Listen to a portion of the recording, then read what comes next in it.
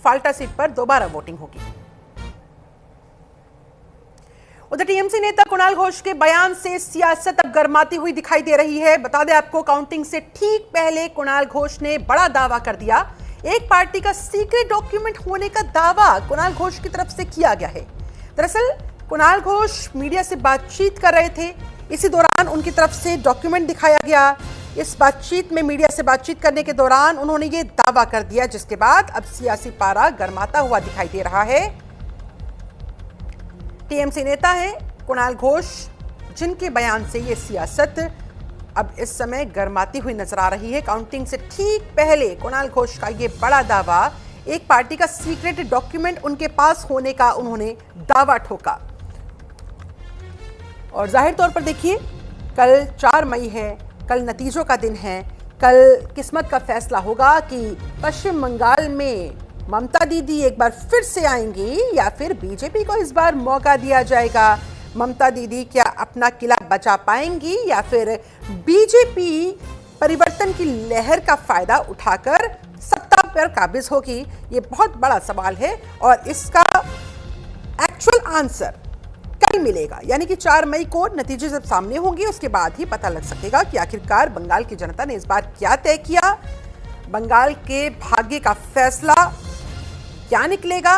लेकिन उससे पहले, उससे ठीक एक दिन पहले कुणाल घोष टीएमसी नेता हैं, उन्होंने मीडिया से बातचीत करने के दौरान एक डॉक्यूमेंट दिखाते हुए इस डॉक्यूमेंट को सीक्रेट डॉक्यूमेंट बताया और कहा कि देखिए, इस पार्टी का सीक्रेट डॉक्यूमेंट मेरे पास है।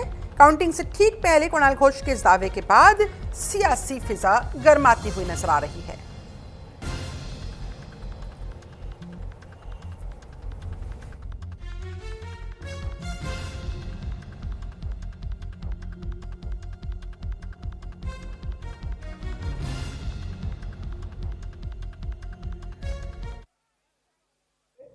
पूरा 294 सीट का उनका फाइनल जो ऑब्जर्वेशन है वो किसका हैंडराइटिंग है वो देखने के बाद ही वो समझ जाएगा। मेरा नाम बताने का जरूरत भी नहीं है, लेकिन उसका ये जो उनका सीक्रेट डॉक्यूमेंट है, 6 लीडर्स थे उस मीटिंग में, यहाँ पर पूरा टाइप करके सब लिखा हुआ है।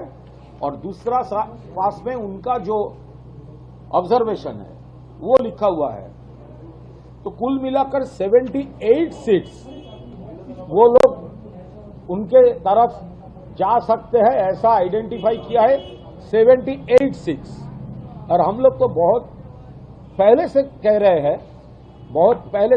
हैं तृणमूल कांग्रेस 200 से ज्यादा, पहले चरण में सेंचुरी हो गया था, दूसरे चरण में डबल सेंचुरी हो गया था।